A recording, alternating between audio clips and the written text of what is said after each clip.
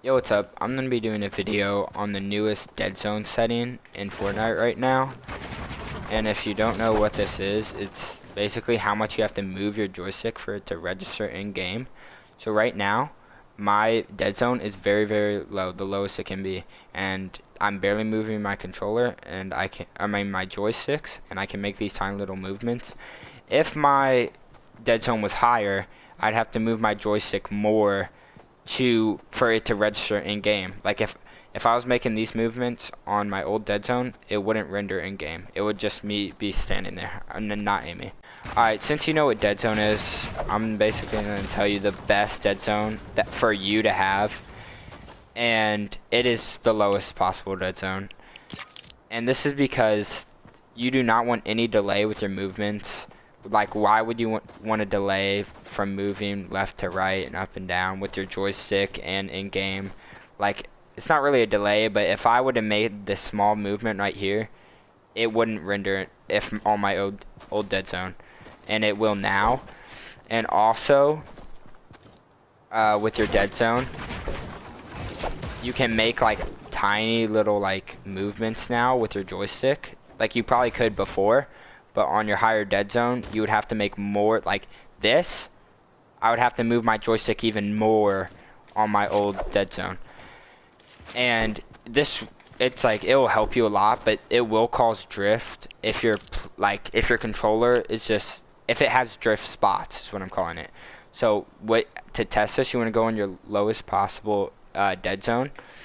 And on a regular controller, this, like, because I've tested on both controllers, and on like I have a scuffed impact, so like it's just I don't have drift spots, and I'm gonna show you how to tell if your controller does. So on the lowest possible one, you want to like go down a little, let go, go right, up, diagonal, like all angles, and go a little movement, then lift up your thumb. And you want to do this on both your joysticks. And whenever you're doing this, if you're like moving to the right and then picking it up real quick and it keeps moving, you have drift, and that means your dead zone is too low for your controller. So what you're gonna want to do is move it up just one, and keep moving it up by one, and then keep doing the drift test, like going to the left a little bit, stopping, going down a little bit, and stopping. And then if it's not causing like you to drift, I'm doing this on purpose, but like this is what it would look like, then that's the dead zone you should have, the lowest possible after the drift test, and if you're getting no drift. And after you find this, you can test it in game, but I'm pretty sure you're not gonna get drift. Like, this test is pretty foolproof. And if you do, just keep moving it up until you have no drift and it's the lowest possible dead zone. This will make you 100% a better player. You'll just be more accurate. Building is so much smoother. The default for mine was 0.12, and my 90s are so much cleaner. And plus, since you can make these tiny little like movements, ramp editing is so much better, because like usually you're right on your ramp and you have to make these tiny movements around your ramp, and you can do that now with low dead zone.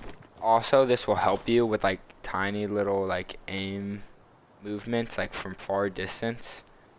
Help you with tracking far distance targets, because you can make those tiny little adjustments and like going back and forth from targets far away, and you can just make more like tiny movements for your aim. Yo, thanks for watching, and peace.